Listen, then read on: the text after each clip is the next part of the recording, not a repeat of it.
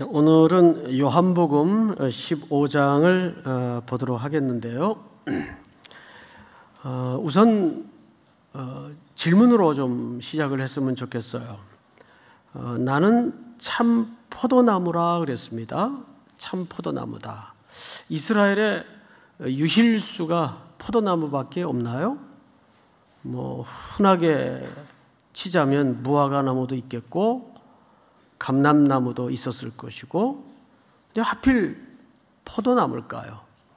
그리고 그것도 예수님께서 자신을 가리켜서 나는 참 포도나무다, 또 참이라는 수식어를 썼단 말이죠. 이 참이라는 의미는 또 뭘까? 두 가지 질문입니다. 우선 참이라는 말은 거짓의 반대의 개념으로서의 참이 아니에요. 이 참이라는 말은 모형에 대비해서 실체다 그 말이에요. 실체. 그러니까 거짓의 반대 개념으로서의 참은 아니라는 뜻이죠. 자, 그러면 왜 또 하필 포도나무일까? 우리는 이 구약적 배경을 좀 이해하고 보면 이해가 빠를 것 같습니다. 시편 80편을 좀 띄워주실까요? 자막을 좀 보고 얘기합시다. 같이 한번 읽읍시다. 시작. 주께서 한 포도나무를 애굽에서 가져다가 민족들을 쫓아내시고 그것을 심으셨나이다. 네, 여기 보니까 주께서 한 무슨 나무라고 되어 있죠? 네, 포도나무. 근데 이 포도나무를 어디서 가져왔습니까? 그렇죠. 애굽에서 가져왔어요. 그리고 민족들을 쫓아내시고 그것을 어디에 심었다고 되어 있죠? 모르죠. 예. 가나안을 얘기합니다. 그러니까 애굽에서 건져내서 뽑아내서 가나안의 모든 민족들을 쫓아내고 거기다가 포도나무를 심었다는 거예요. 그러면 여기서 말하는 포도나무는 자연스럽게 무엇을 유비하는 상징으로 금방 이해가 되죠? 이스라엘을 얘기합니다. 이스라엘. 자, 한 군데만 더 볼게요. 14절을 한번 보십시다. 자, 다 같이 시작. 만군의 하나님이여 구하옵나니 돌아오소서. 하늘에서 굽어보시고 이 포도나무를 돌보소서. 네, 기자가 하나님이여 그랬어요. 그리고 뭘 돌보아 달라고 구하죠? 이 포도나무를 돌보아 주십시오. 자, 이 시선을 그대로 오늘 본문 1절을 보세요. 나는 참 포도나무요, 내 아버지는 뭐라고 돼 있어요? 예, 포도밭은 누가 돌보는 겁니까? 농부가 돌보는 거예요. 그러니까 여기서 말하는 포도나무는 쉽게 얘기하면 이스라엘을 얘기하는 것이고, 예수님이 참된 새로운 이스라엘 공동체를 위해서 자기가 친히 육신의 몸을 입고 이 땅에 오셨다는 뜻입니다. 자, 그런 관점에서 오늘 1절을 좀 이해했으면 좋겠는데, 문제는 이제 오늘 가장 어려운 대목이 2절에 모두 걸려 있습니다. 무릇 내게 붙어 있어 열매를 맺지 아니하는 가지는 아버지께서 그것을 제거해 버리시고 무릇 열매를 맺는 가지는 더 열매를 맺게 하려 하여 그것을 깨끗하게 하시느니라. 자, 앞을 이제 좀 봐 주십시오. 이 본문을 읽다가 신앙생활을 웬만큼 하신 분들이면 마음속에 질문이 하나 일어나야 돼요. 이상하다.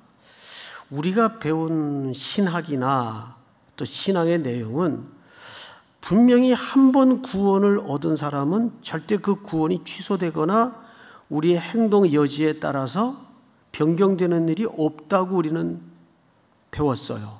지금도 맞죠, 여러분? 예, 저도 그렇게 알고 있어요. 그런데 이 본문만 보면 분명히 열매를 안 맺으면 어떻게 하겠대요? 제거해버리겠대요. 이 제거한다는 말은 심판해버리겠다 그 말 아니에요. 그렇죠? 그래서 이제 이 본문이 사실은 신학자들 간에도 굉장히 의견이 분분한 본문이고, 특별히 혹시 이런 표현 들어보셨나요? 알미니안주의자들. 알미니안이라는 말은 무슨 뜻인가 하면, 교회를 이제 나오신 지 얼마 안 되는 분들의 이해를 돕도록 하기 위해서, 구원이라는 것은 물론 예수 그리스도를 영접하고 구원을 얻지만 순종을 안 하고 자기 마음대로 살고 나쁜 짓 하고 그러면 그 구원이 인간의 행위 여부에 따라서 취소될 수도 있고 변경될 수도 있다는 구원의 논리를 가진 신학이에요.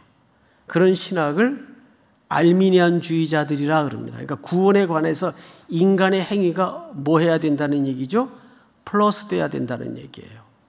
근데 사실 합리성에서는 이 이론이 굉장히 매력이 있어요.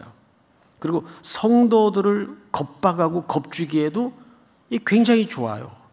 그러니까 이렇게 되는 거죠. 말 안 들으면 지옥 갈 수도 있어. 그러면 헌금도 좀 더 해야 되겠고, 말도 좀 더 잘 들어야 되겠고, 신앙생활도 좀 더 열심히 해야 되겠고, 굉장히 설득력 있어 보여요. 자, 그런데 이 2절이 그런 알미니안주의자들의 근거가 되는 구절이라면 또 한 축의 해석이 있어요.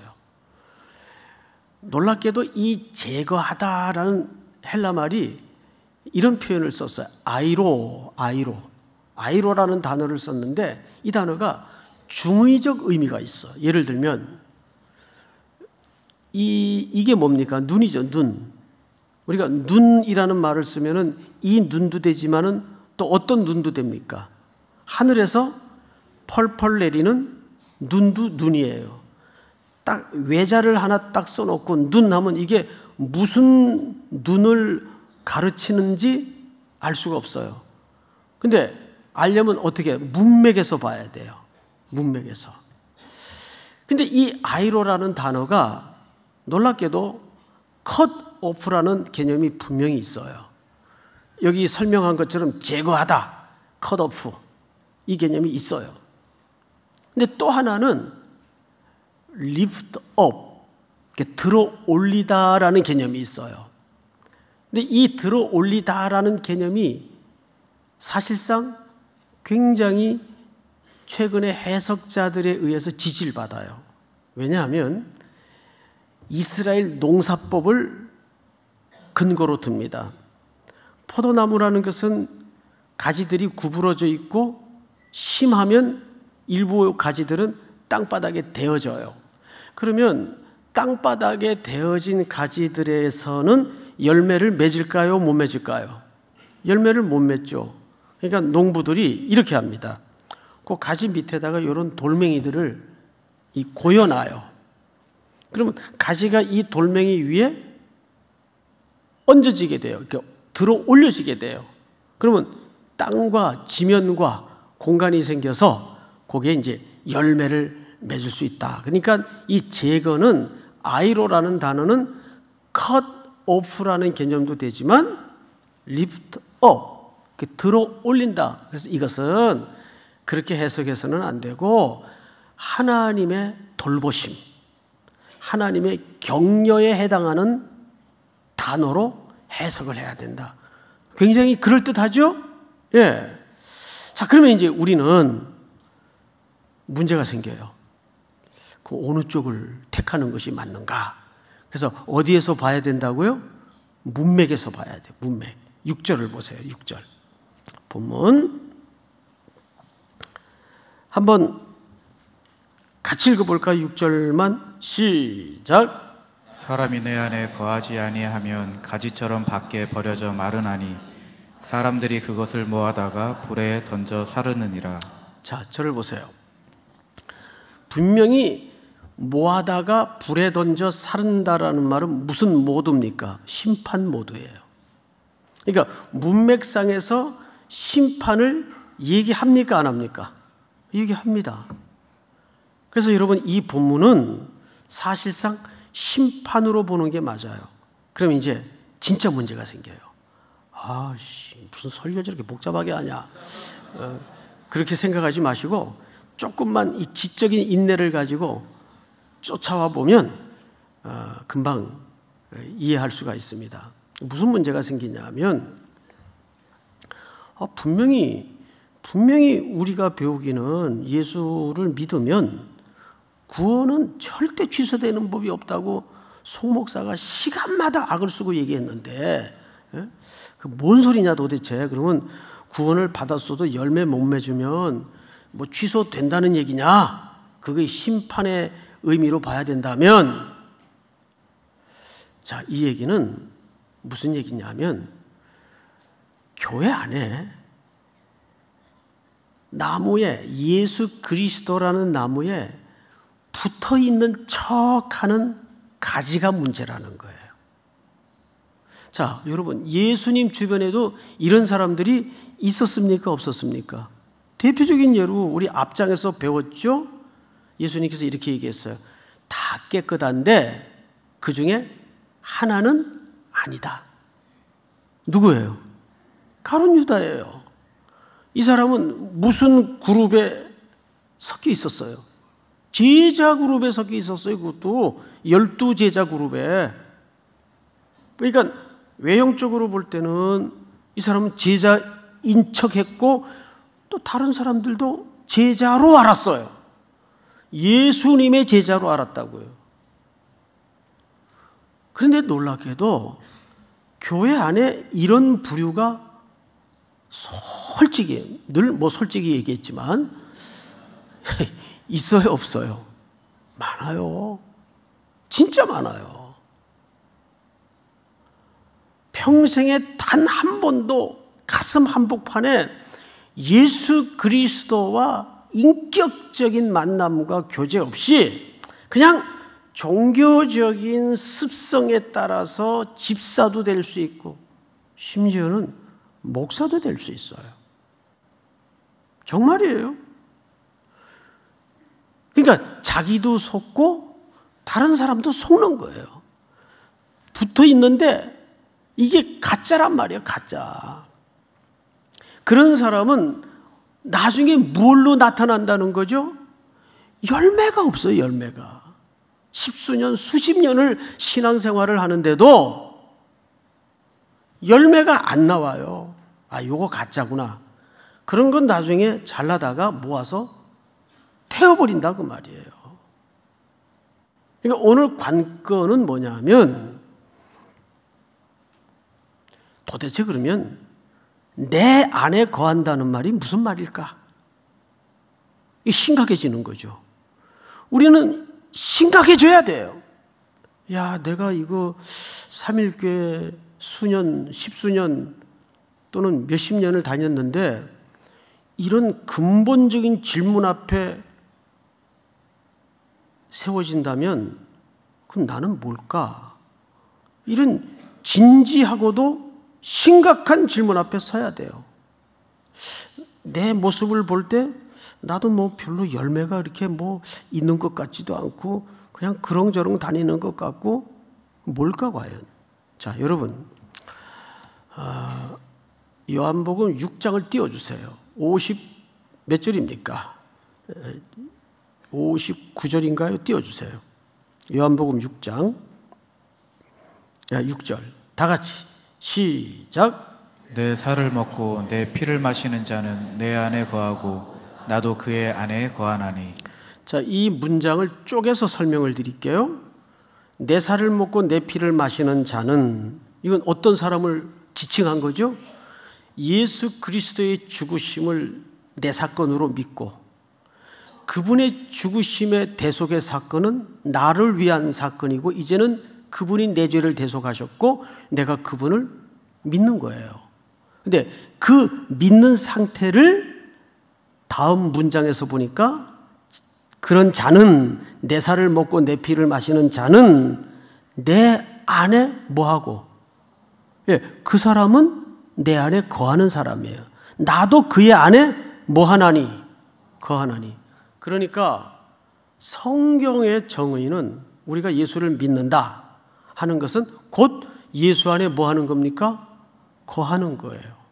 근데 이 거한다는 말이 예를 들면 물리적으로 이렇게 함께 있다 그 뜻이 아니에요. 자, 우리가 이 공간에 함께 있어요. 함께 있지만 여러분들이 저와 매일 먹고 자고 살면서 생명과 삶이 교제되고 공유되고 나누어지고 있습니까? 그렇진 않잖아요. 그거는 그냥 말 그대로 함께 있는 거지 그건 교제가 이루어지는 관계는 아니란 말이에요. 그러니까 요한복음 전체 질서 속에서 내가 예수를 믿고 예수 안에 거한다는 말의 의미는 격렬하게 생명이 나누어지고, 두 번째는 하나님의 말씀과 더운 기도의 호흡으로 주님과 동행이 이루어지고, 그리고 그분과 늘 함께 거니는 거예요. 마치 부부가 뭘 살듯이, 살림을 살듯이. 여러분, 살림살이는 참 구차스럽고 자질구레하고 짜증나는 일들이 많아요. 어떻게 결혼 생활이 매일 이벤트예요? 그건 최수송 씨나 하는 얘기고, 에? 어떻게 결혼 생활이 매일 이벤트예요? 서로 진저리를 낼 때도 있고 징징거릴 때도 있고 앵토라질 때도 있고 그런 거죠. 너무 영화만 본 거예요, 그거는. 근데 정말 주님과 그렇게 엎어졌다가 토라졌다가 늘 좋을 수는 없잖아요. 또 늘 우리가 약하니까. 그분은 늘 일방적이신데 늘 우리가 돌아서고 머뭇거리고 지분거리고 그렇게 가자. 근데 그렇게라도 그분과 그런 자리에서라도 엎어져서라도 그분에게 막 아우성을 치고 비명을 질러대더라도 그분과 그런 교제가 이루어지고 있는가, 그 말이에요. 이게 중요한 거예요. 믿음이라는 것은 그래서 단선적이거나 단면적이 아니고 굉장히 포괄적인 거예요. 적어도 믿는다면 거기에 반드시 생명의 삶에 뭐가 이루어져야 된다고요? 교제가 이루어져야 돼요. 그러면 그 끝에는 뭐가 반드시 나오게 돼 있어요? 열매가 나오게 돼 있는 거예요. 근데 겉으로 봐서 모르잖아요. 근데 끝에 보니까 이거 열매가 없어. 보니까 이건 가짜예요. 붙어있는 척 한 거예요. 자기도 속고 남도 속인 거예요. 근데 문제는 이게 교회라는 이름의 공동체 안에 많다니까요.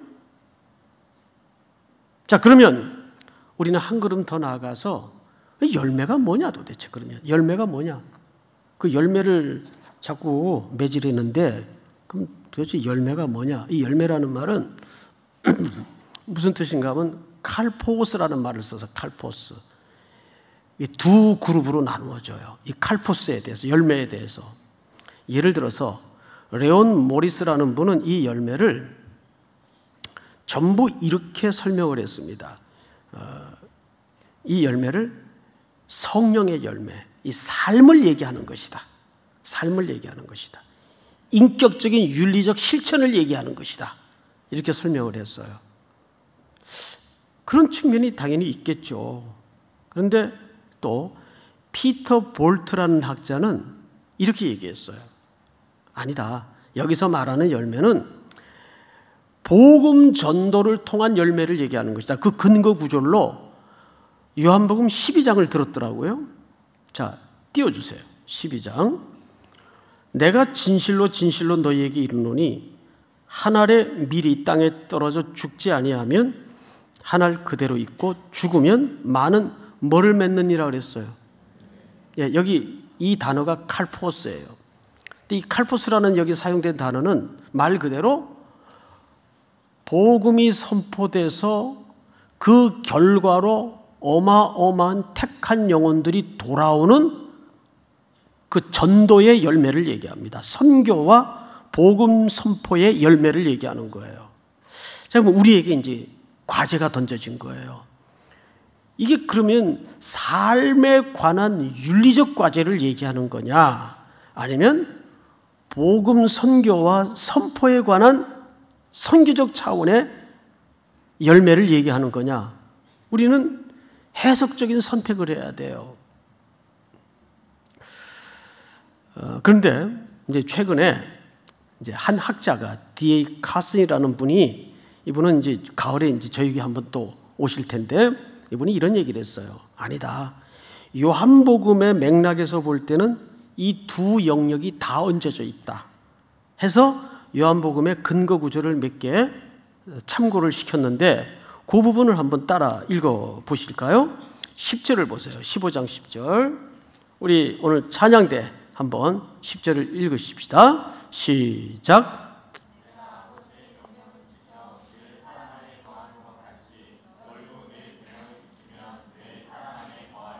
자, 여긴 두 가지를 얘기했어요. 계명을 지키고 사랑 안에 거하라. 이거는 복음 선포를 강조한 걸까요? 아니면 삶의 윤리적 과제를 강조한 걸까요?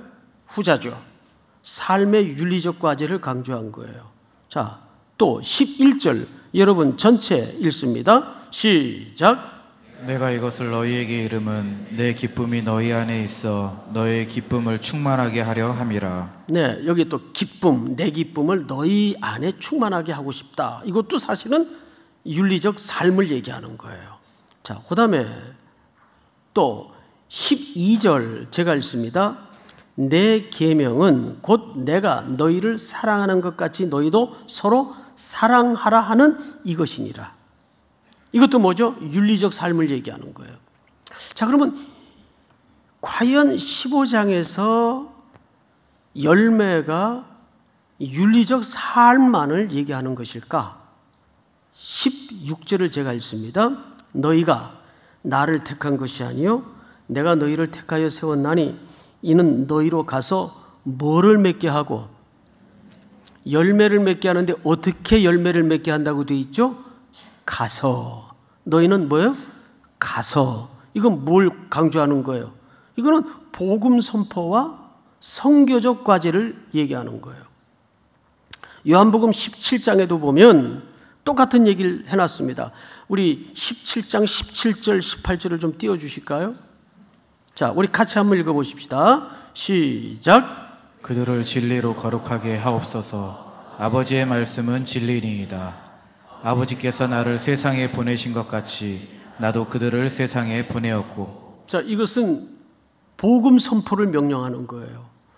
그러니까 요한복음이라는 맥락에는 단순히 윤리적 삶의 과제만을 얘기하는 것이 아니고 무엇도 함께 있죠?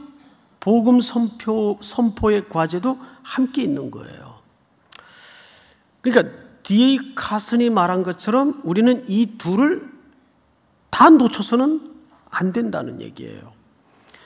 지난 60년대, 70년대, 80년대는 한국 교회가 예수천당, 그리고 거리마다 복음 전도의 열풍이었어요. 명동에 가도 전도하는 사람 오만대, 수많은 추수기였어요. 그래서 한국 교회는 기독교 2000년 역사의 유래를 찾아볼 수 없을 정도의 초고속 성장을 했어요. 항상 급속한 성장과 팽창은 늘 문제를 내포하게 되어 있습니다. 그러다가 약 20년 전서부터 민낯이 드러나고 우리 실력이 얼마나 단단하지 못하고 허약한가의 실체가 대형 교회들을 중심으로, 사실은 대형 교회만 문제가 있었던 것은 아니겠죠? 작은 교회는 소리가 덜 난 것뿐이지 마찬가지예요. 문제가 터지기 시작했어요. 그래서 깜짝 놀랐죠. 야, 우리가 너무나 많은 문제를 안고 있었구나. 화들짝 놀랐어요. 그래서 이제 한국교회가 윤리적 삶의 실천에 대해서 또 강조를 하기 시작했습니다. 지금도. 그러니까 이 둘은 늘 붙어 다녀야 되는 문제지 뗄래야 뗄 수 없는 문제예요. 그래서 오늘 말씀을 우리가 세 가지로 정리를 하자면 이런 정리가 가능합니다. 자, 첫 번째 띄워주세요. 그리스도를 믿는 것은 그분과 첫째 뭐 하는 것이다? 교제하는 것이다. 교제하는 것이다. 지난 2달 동안 우리는 현장에서 복음을 전했다면 이제는 우리가 어디에서 복음을 전해야 되냐면 일상의 자리에서 복음을 전해야 돼요. 맞죠, 여러분? 어느 쪽이 더 힘들 것 같아요? 나가서 복음 전하는 게 힘들어요? 일상의 자리에서 복음 전하는 게 힘들어요? 예. 제 경우로도 일상의 선교가 만만치 않아요. 나가서 전하는 복음은 가서 하는 싸움이라면, 부딪히는 싸움이라면 일상의 자리에서 하는 선교는 버텨내는 싸움이에요. 직장마다 웅크리고 있는 수많은 또라이들과 떠밀려가지 않도록, 세속의 바람 앞에 흔들리지 않도록 버텨내는 싸움이에요. 그래서 우리는 다시 이 교제를 강화시켜야 되는데 그동안 소홀히 여겨졌던 새벽기도, 말씀을 훈련하는 자리, 특별히 기도 자리, 우리는 다시 이제 아침 저녁으로 선선한 바람이 불어오는 좋은 계절 앞에 우리는 소홀했던 예배의 자리까지를 포함해서 당장 오늘 저녁부터 그 자리를 회복하는 결단이 있어야 돼요. 그것이 교제입니다. 기도, 말씀, 그리고 예배. 이 교제를 튼튼히 해야 돼요. 그래야 그 자리에서 떠밀려가지 않아요. 여러분, 항상 그 페이스라는 게 있어요. 운동선수들도 또 전문가들도 자기가 하는 영역에 대해서 하루라도 쉬면 바로 떠밀려갑니다. 바로 실력이 퇴보해버립니다. 항상 그 자리를 유지하는 방법은 계속 뛰는 거예요. 멈출 수가 없어요. 새벽 기도를 하는데 평생 하는 사람은 즐거워서 그 아침에 눈을 부릅뜨고 일어나는 사람은 없어요. 매일 육체의 유혹과 고단한 피로와 싸우면서 이른 새벽을 깨우는 겁니다. 무슨 뽕 맞은 사람처럼 이야 새벽이다 이러고 일어나는 사람은 없어. 그런 사람이 있어 손 들어보세요. 없어요. 저도 아침에 일어날 때면 싸우면서 일어나요. 평생을 그렇게 일어나요. 두 번째 시작. 성도의 믿음은 성도의 삶과 반드시 연결되어야 한다. 성도의 믿음은 성도의 삶과 반드시 연결이 돼야 됩니다. 그래야 이것이 그리스도의 제자로서 그 참 포도나무에 붙어있는 증거가 되는 거예요. 믿습니까? 어느 음악 프로를 보다가 참 희한한 장면을 봤어요.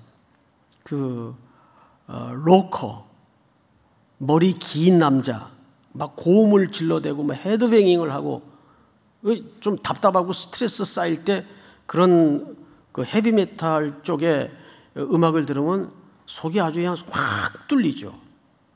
또 이런 새벽에 그 재즈 듣는 것도 아주 기분이 꽤 괜찮아요. 근데 한 번은 그 김종서 씨가 나왔어요. 그분이 그 조용필 씨 노래를 불렀습니다. 근데 그 자리에 조용필 씨가 마침 계셨어요. 진짜 큰 가수죠. 이 조용필 씨가 그 노래를 듣고 나서 그 김종서 씨에게 그런 얘기를 했어요. 종서 씨는 참 나랑 많이 닮았어. 어디 갑자기 김종서 씨가 우는 거예요. 그 자리에서. 주변 사람들이 놀래가지고 왜 우냐 그랬더니 자기 평생의 우상이었던 큰 선배님께 종서 씨는 참 나랑 많이 닮았어. 이 소리를 들으니까 평생의 음악적인 모든 응어리가 풀어지는 느낌이 든다는 거예요. 이야, 참 그 광경을 아주 특이하게 봤어요.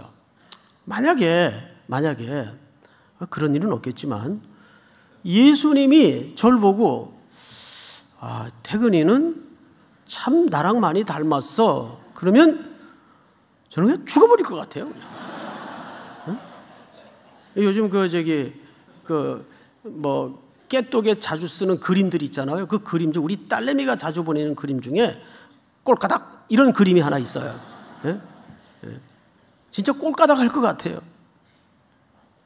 그 자기가 존경하는 대선배가 그런 말을 해도 평생의 응어리가 풀리는데 훗날 예수님께서 우리에게 그런 말을 해주신다면, 근데 이게 일상에서 흙깃이라도 묻어나와야 된다는 말이에요. 사람이요, 참 신기한 존재인 것이 한 집에 같이 같은 음식을 먹고 같은 공간에서 삶을 같이 지내면 몇 가지가 같아져요. 음식 맛이 같아져요. 그리고 생각이 같아져요. 더 신기한 거는 모습이 같아져요. 내면만 닮는 게 아니고 얼굴이 같아져요. 얼굴이. 이 부부들 가운데 몇십 년을 살아도 생판 다른 얼굴은 어떻게 이해를 해야 되나? 뭐 또 사연이 있겠죠? 예. 얼굴도 닮더라고요. 신기하게. 우리가 그리스도와 동행한다는 것은 그런 진득한 동거와 동행과 교제가 있어야 돼요. 믿습니까? 마지막 세 번째로 성도의 삶에서 기독교의 윤리적인 삶과 복음 전도는 분리될 수 없는 거예요. 여러분들이 그런 삶으로 현장에서 버텨내고 살아낸다면 자연스럽게 누가 드러나겠어요? 예수. 야, 저 사람이 사는 힘은 정말 뭘까? 저런데도 안 무너져? 뭐가 있지? 궁금해지는 거예요. 나중에 들어보니까 3일교회를 나가는구나. 저분이 예수님을 믿는구나. 로컬 처치가 중요한 게 아니고 저분이 예수를 믿는구나. 야, 예수 믿는 사람들이 참 일부 욕은 많이 먹는 경우는 있어도 저 사람이 진짜구나. 여러분, 사람들은 알아요.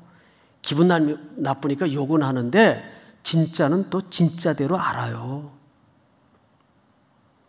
우리가 이 세 가지를 기억하십시다. 우리 첫 번째부터 다시 한번 소리를 내면서 같이 읽읍시다. 첫 번째, 시작. 그리스도를 믿는 것은 그분과 교제하는 것이다. 두 번째, 시작. 성도의 믿음은 성도의 삶과 반드시 연결되어야 한다. 세 번째, 시작. 성도의 삶에서 기독교 윤리와 복음 전도는 분리되지 않는다. 아멘. 이 세 가지가 또 이 좋은 계절 가을을 시작하며 여러분들에게 풍성한 열매로 나타날 수 있기를 축복합니다. 다 일어나십시다. 주님 내 안에 찬양하죠.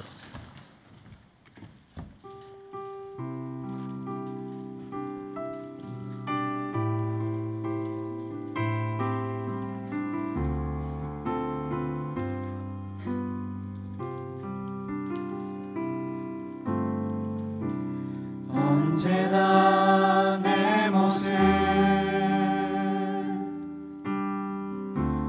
너무나 부끄러워 무릎으로 주님께 기도로 가오니 나 홀로